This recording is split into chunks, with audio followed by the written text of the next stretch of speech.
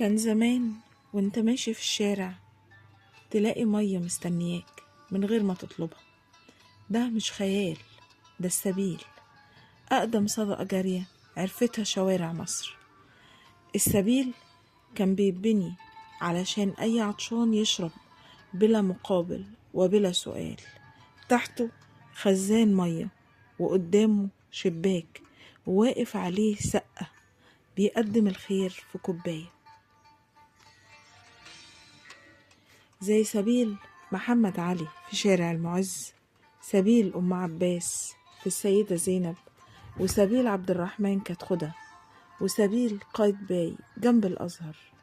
النهاردة الأسبلة بقت آثار، بس زمان كانت رحمة ماشية وسط الناس.